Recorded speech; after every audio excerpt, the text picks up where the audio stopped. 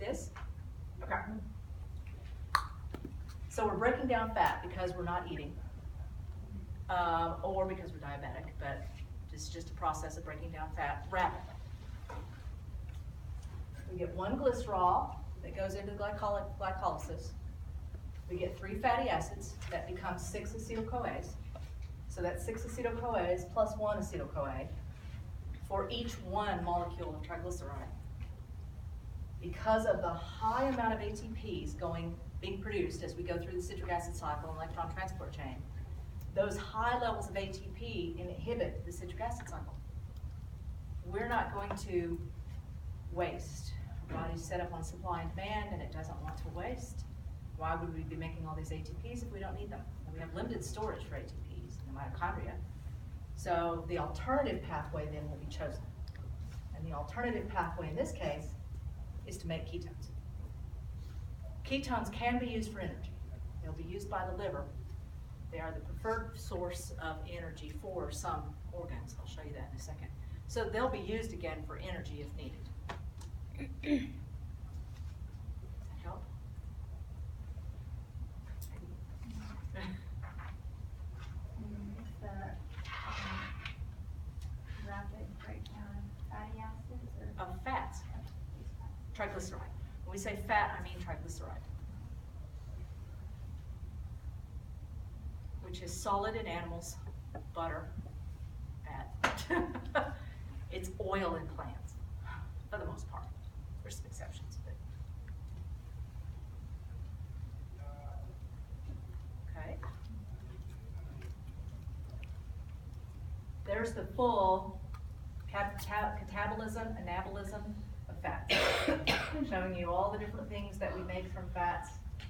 Cholesterol, in fact, is making the steroids and bile salts. It's breaking down the fat in our gut.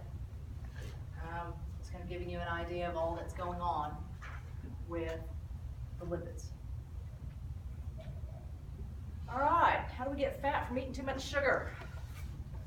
Let's see, that's A through E. Let's move that out of the way so you can see. It's going to take you a minute for you to read all that.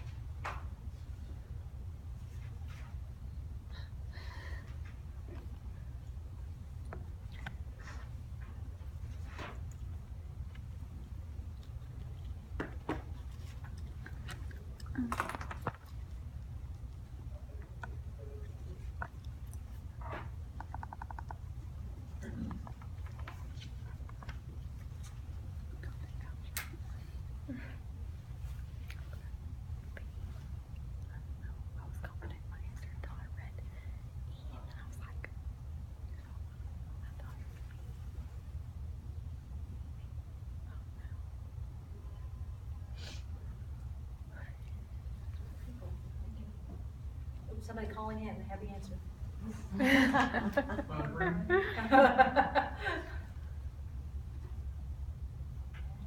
Person pondering. Don't still have A through E on their screen? Oh, there we go. Yay! Most people got the correct answer, but there's still some learning. All right, the first part of this sentence is right.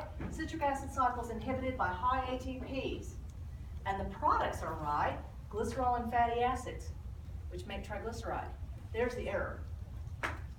So A is not right because the products of the citric acid cycle are hydrogens, ATP and CO2, not glycerol and fatty acids. All right, then we look at the next one. All right, citric acid cycle is inhibited by high ATP. Yep. products are glycerol and fatty acids, yep, out of glycolysis. Ah, that's the correct answer. So B is the correct answer. Because it was the glycolysis pathway I was showing you that takes a little side turn and goes ahead to make some triglycerides. And then citric acid cycle is not inhibited by low ATPs. So that's what makes both of these. It's inhibited by high ATP.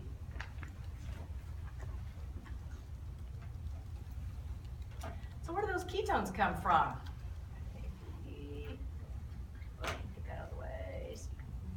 Ah! Come on, there's a little. There we go. Get that out of the way.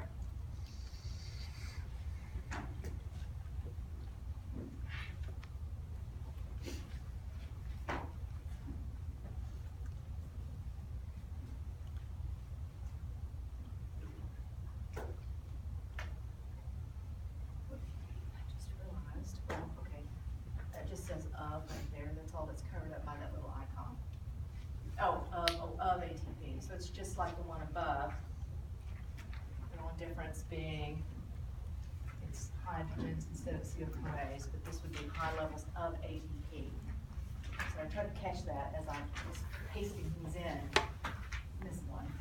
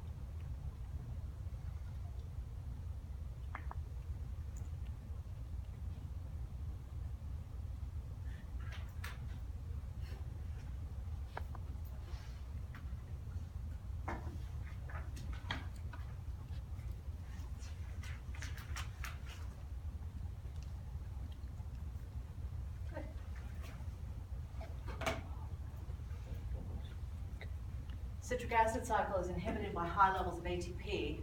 We already saw that. Okay, now we're breaking down fat. So the first one was making fat. This one's breaking down fat.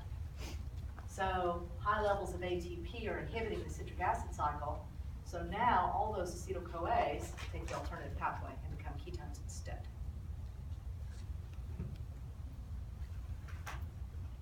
Okay, any questions about that? Let's look at how we get energy out of amino acids. So proteins